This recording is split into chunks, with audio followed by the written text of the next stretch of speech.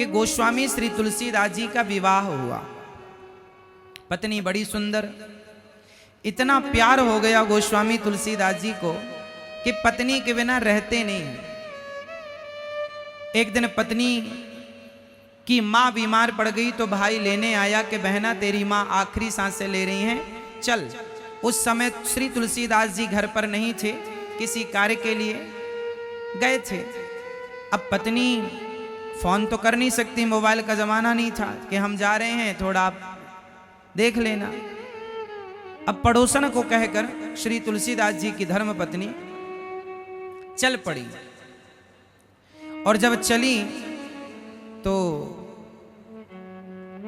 पड़ोसन से कहकर कि मैं कल आ जाऊंगी, पति आए तो कह देना कि मैं कल वापस आऊंगी, माँ की तबीयत बिगड़ गई है तो जाना जरूरी है। भाई नहीं मान रहे हैं, लेकर ही जाएंगे। भाई के संग चली, तुलसीदास जी आए। पड़ोसन ने कहा कि आपकी पत्नी को तो भाई आए थे उनके लेवाने, आपके साले लेकर गए, आपकी सास की तबीयत बहुत ज्यादा खराब है। तुलसीदास जी कैसे रहते उस पत्नी के बिना। रात्रि को चैन ना पड़ी, रहा ना गया। पत्नी के साथ रहने की आदत जो हो गई है, अब पत्नी चली गई तो रहे कैसे। आधी रात के ही गोस्वामी जी चल पड़े। बारिश का मौसम था, नदी में बाढ़ थी, नाव थी नहीं, तो मुर्दे को नाव समझकर पार कर लिया। पत्नी के कमरे में सांप चढ़ रहा था तो सांप को रस्सी समझकर चले गए। पत्नी से कहा मैं आ गया। पत्नी ने कहा स्वामी आप यहाँ आ गए, क्या आप रात रुक नहीं सकते थे। तुलसीदास जी बोले कैसे रुकते, तुमसे मैं बहुत प्यार करता हूँ, तुम्हारे बिना रह नहीं सकता, तुम्हें देखे बिना मुझे चैन नहीं पड़ता, तुम्हें छुए बिना मैं रह नहीं सकता। गोस्वामी तुलसीदास जी जब ये बातें कह रहे थे तो पत्नी ने कह दिया स्वामी जी इस हाड़ मांस के शरीर से जितना प्यार करते हैं, इतना प्यार यदि रघुनाथ से किया होता तो आपकी नैया पार हो जाती स्वामी जी। बस ये कहना था कि गोस्वामी श्री तुलसीदास जी की आंखें उनकी धर्म पत्नी ने खोल दी और उल्टे पांव गोस्वामी जी चल पड़े। ठीक कहा मेरी पत्नी ने कि हाड़ मांस के शरीर से जितना प्यार है, इतना यदि भगवान से होता तो कितना अच्छा होता। संसार के वस्तुओं से हम कितना प्यार करते हैं, संसार की वस्तुओं से हम कितने अटैच हो जाते हैं, रह नहीं पाते। तुम्हारे बिना कैसे रहेंगे, तुम्हारे बिना कैसे रहेंगे, लेकिन क्या करें, रहना तो पड़ता है। एक ना एक दिन सबकी पत्नी मर जाती है, एक ना एक दिन सबके पति गुजर जाते हैं, एक ना एक दिन इस संसार के वो सारे लोग नहीं होंगे जिनसे हम मोहब्बत करते हैं। एक ना एक दिन वो जरूर आएगा जो आप जिनसे प्यार करते हैं उन्हीं की अर्थी को आपको कंधा देना पड़ेगा। ये सच्चाई है। इसलिए शास्त्र, अब गोस्वामी तुलसीदास जी रामचरितमानस में क्या लिखेंगे, जिन्हें पत्नी से ज्ञान मिल गया वो पूरी रामचरितमानस में क्या लिखेंगे। क्या वो कभी ये कहेंगे कि तुम संसार से मोहब्बत करो। संसार से प्यार करना सिर्फ रोना है। इसलिए अब आप कहें कि महाराज जी क्या हम भी तुलसीदास जी हो जाएं ना। तुलसीदास जी तो आप और हम कभी नहीं हो सकते, लेकिन इन महापुरुषों से हम कुछ ना कुछ सीख कर अपने जीवन को संवार सकते हैं। क्या सीखने लायक है। आप गृहस्थ में रहकर ज्यादा प्रेम किससे करते हैं, पत्नी से, पति से, बेटा से, बेटी से, दुकान से, मकान से, खेती बाड़ी, किस से। हर व्यक्ति किसी ना किसी में उलझा हुआ, कोई पत्नी में, कोई पति में, कोई बेटी में, कोई बेटा में, कोई बिजनेस में, कोई व्यापार में, कोई धंधे में, कोई जमीन जायदाद में उलझे हैं। हम ये नहीं कहते कि काम मत करो, हम बिल्कुल नहीं कहेंगे कि तुम पत्नी छोड़ दो, पति छोड़ दो, काम ना जी, काम नहीं छोड़ना, काम खूब करना है। पैसा ज्यादा कमाओ, 1000 रुपए कमाते हो रोज का तो 2000 कमाओ, 5000 कमाते हो तो 10,000 कमाओ, परंतु काम सब कुछ करते हुए जो दिल है ना आपका, मन है ना, वो मन भगवान के चरणों में लगाना है। मन किस में रखेंगे, राम के श्री चरणों में मन को रखेंगे। और रही बात परिवार की, तो आपके परिवार को आपके मन की जरूरत नहीं है। आपकी पत्नी को आपके साथ की जरूरत है, आपके मन की नहीं। आपके पति को आपके साथ की जरूरत है, आपके मन की नहीं। आपके पिता को, आपके पुत्र को आपके साथ की जरूरत है, आपके मन की नहीं। आपके दोस्तों को, यारों को आपके साथ की जरूरत है, मन की नहीं। इसका मतलब आप सबका मन खाली है कि नहीं? अब आप लोगों ने जबरदस्ती पत्नी में मन लगा रखा है। पत्नी में मन ना लगाओ, पत्नी में तो दिमाग लगाओ।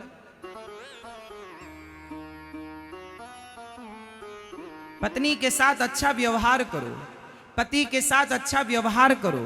पति को दिमाग में रखो, पत्नी को दिमाग में रखो, इनसे अच्छा व्यवहार करो। मैं आपसे अच्छा व्यवहार कर रहा हूं, मैं आप में मन नहीं लगाऊंगा, क्योंकि मन मैं आप में लगाऊंगा तो फिर भगवान में क्या लगाऊंगा। इसलिए मैं आपके साथ क्या करूंगा? अच्छा व्यवहार। आप किससे खुश होंगे? मैं आपसे प्यार करने लग जाऊं, मैं आपसे बहुत प्यार करता हूं, है ना, इससे कोई लाभ नहीं। मैं आपके साथ अच्छा व्यवहार करूं। कैसा? जैसा हमारे शास्त्रों ने बताया, अतिथि देवो भव। मात्र माँ की इतनी सेवा करो, माँ के पांव दबाओ, माँ को रोटी दो, माँ का आदर करो, माँ का सम्मान करो, माँ को गले लगाओ, माँ से खूब प्यार करो, लेकिन मन माँ में ना लगाओ। माँ के चरण दबाते हुए मन प्रभु के चरणों में लगाकर ये भाव रखो कि हम ये चरण भगवान के दबा रहे हैं, माँ के नहीं। पिता के पांव दबाओ तो भाव ये रखो कि हम भगवान के चरण दबा रहे हैं। कोई भी काम करो, कहीं भी रहो, आपके मन की किसी को जरूरत नहीं है। रत्ती भर आप लगाए हैं, वो आपकी अज्ञानता है। संसार का काम मन से नहीं होता। लोग कहते हैं मन लगा के काम करो, मन लगा के काम करो। लोग कहते हैं मन लगाकर पढ़ाई करो। ठीक है, मन लगा के पढ़ाई, ये बात व्यवहार में कही तो जाती है, पर वहां पर एकाग्रता की बात कही जाती है कि भाई पढ़ाई पर ध्यान लगाओ, मतलब ध्यान से पढ़ो, यहां वहां मन का भटकाव ना हो। कुल मिलाकर ये समझ लीजिएगा कि मन की एकाग्रता हर समय आपका साथ देगी। इसलिए मन एकाग्र कब होगा? जब भगवान के चरणों में लगाओगे। भगवान के चरणों में मन लगाओ, संसार के साथ अच्छा व्यवहार करो, तो आपका लोक भी संवर जाएगा और परलोक भी संवर जाएगा। सिस्टम बना हुआ है, आप लोगों ने वहां की चीज यहां कर दी है ना। भाई किसान है, किसान तो होते हैं जो ना, वो किसानों के पास ट्रैक्टर होता है, ट्रॉली होती है, तो ट्रैक्टर में गाड़ियों में गियर होता है। आगे बढ़ने के लिए भी एक गियर होता है और पीछे जाने के लिए एक रिवर्स गियर होता है। तो ये आपको पता होना चाहिए कि किस गियर से गाड़ी आगे जाती है और किस गियर से गाड़ी पीछे जाती है। अब आपने पीछे का रिवर्स लगा रखा है और कह रहे हैं गुरुजी हमारी गाड़ी तो आगे जा ही नहीं रही है, हमारी गाड़ी तो आगे जा ही नहीं रही। भैया गियर बदलो ना। अब आप बताओ कि आपका मन किस गियर में फंसा हुआ है। यदि पत्नी के गियर में फंस गया, बेटा बेटी के गियर में फंस गया, पड़ोसन के गियर में फंस गया, पड़ोसी के गियर में फंस गया, भ्रष्टाचार के गियर में फंस गया, व्यर्थ की कमाई के गियर में फंस गया, तो वो मन आपका रिवर्स हो गया, वो आपको पीछे ले जाएगा। रावण का मन रिवर्स गियर में लग गया, माता सीता को चुरा लिया, रिवर्स गियर है ना। सोने की लंका में रहने वाला रावण का जब रिवर्स गियर लगा तो गाड़ी आगे गई कि पीछे आ गई? बोलो बोलो। जिस रावण से देवता थर थर कांपते थे, कर जोरे सुरदिशिप विनीता, भ्रकुटी बिलोकत सकल सभीता, वो रावण जिसका डंका बजता था इंद्र के पास स्वर्ग में, वो रावण, उसके घर में रहा ना को कुल रोब निहारा, कोई रोने वाला नहीं बचा, क्योंकि किस गियर में उसका मन फंस गया? रिवर्स। बोलो हाँ, रिवर्स में गया। तो आपका मन किस गियर में लगा है?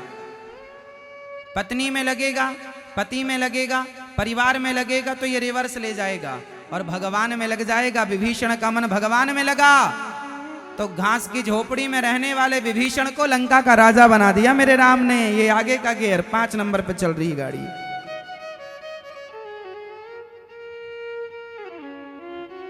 क्यों जी? विभीषण की गाड़ी कितने में चली?